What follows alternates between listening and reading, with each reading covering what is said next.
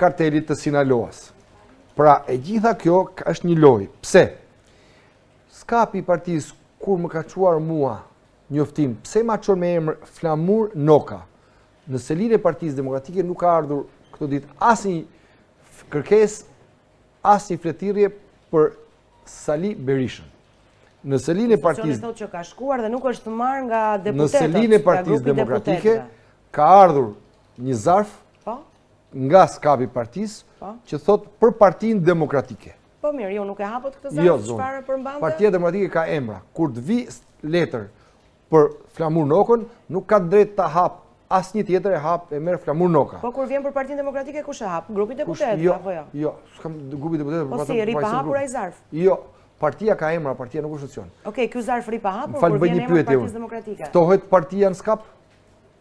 Dini gjë ju? Nocioni partit ftohet skap? Pra, duhet vi emër me emër personal, nuk ka ardhur. Nuk ka ardhur asnjë kërkesë, me emrin Sali Berisha. Asnjë kërkesë, por ka ardhur një zarf me emrin Partia Demokratike. Asnjë njoftim. Pra, unë jam paraqitur siç e dini ju disa herë në para skapit të partisë. Çdo herë ka ardhur fletirja me emër tim. Po. Në fletirje në emër të Sali Berishës nuk ka ardhur deri në këtë moment që ne po flasim. Po mirë, dakor, kur vin zarfe në emër të Partisë Demokratike, kush i hap zarfet? Ju për shembull në cilësinë e sekretarit përgjithshëm i hapni?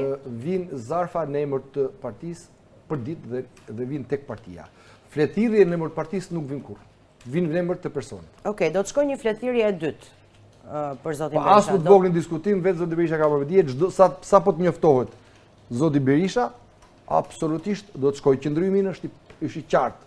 21 janari ishte një tentativë për grush shteti nga ana Edi Ramës dhe bandave të tij, të cilat bën gjithçka për të marrë pushtetin me dhunë. Ju jeni të interesuar të zbardhet 21 janari? Të parët të interesuar. Kush dha urdhër të qellojë ndaj protestuesve? Të parët të interesuar për të zbardhur 20 janarin ka qenë Sali Berisha, Partia Demokratike, sepse ishim të interesuar për të zbardhur organizatorët e një grushti shteti për të rrëzuar një rend kushtetues me dhunë dhe për të marrë pushtet me dhunë. Të parët po. Dhe 4 viktimat janë të gjitha viktimat të Edi Ramës. Ai i çoi atje për të shkel ligjin, për shkel kushtetutën dhe mish për top për karrigen e tij. Ky është qëndrimi Kjo është e medaljes. Jo, dakor. I dërgoi ai aty, po kush urdhëroi të qellojë në drejtim të tyre? Kush urdhëroi? Nuk ka pas asnjë urdhër, as nuk ka nevojë të ketë urdhër zonjë.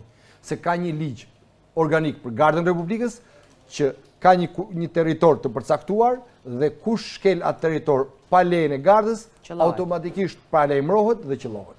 Është ligj i Gardës, nuk ka nevojë të jap kush urdhër sepse nuk ka dhënë urdhër. Pra e kanë detyrë oficerët e Gardës që të reagojnë në momentin që një institucion kushtetues sulmohet. Po qëse do kishte urdhër, ai gardisti që këta e bën kryetar bashkie dhe tani e bën deputet, do të tregonte. Pra, nuk bëhet fjalë për urdhër.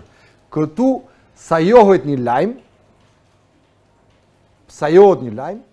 thjesht për të eklipsuar 2 lajmet që janë dramatike për shoqërinë. Është tuneli i Llogaras ku përfshihet dyshja Balluku Rama dhe karteli Sinaloas që vërteton atë që ka thënë Sali Berisha dhe Partia Demokratike që në Shqipëri ka narkoshtet. Ka narkoshtet. Sepse antari i kartelit të Sinaloas i ftuar në zyrë nga Edi Rama dhe i cili ka deklaruar vetë personalisht se ka aksione tek Marina Bay Resort, ka deklaruar vetë, dhe që ka dhe kazinon aty, sepse pra të kazino ka hyrë në zyrë të Edi Ramës,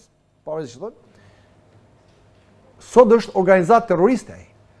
Për çfarë? Sepse cënon sigurinë e kombëtarit të SBA-s si pjesë e kartelit të Sinaloas. Tani Edi Rama në rezulton që ka prit terrorist, organizat terroriste, kartelit e drogës dhe ju ka firmosur leje dhe licenca. A është ky narkoshteti? Nëse dikush din gjë se çfarë bën narkoshteti më shumë se kaq, le të na thotë. Pra ja ku e keni. Madje mund t'ju them edhe më kaq. Shikojeni, kjo është një foto e zonjës Yuri Kim dhe e të gjithë antarëve të komisionit vettingut. Tek hoteli i luftar hysit. Tani, kupton, del që edhe Vetingun, mrapa Vetingut është karteli Sinaloas dhe luftar hysi. Ja ku e kemi. Ja ku e kemi.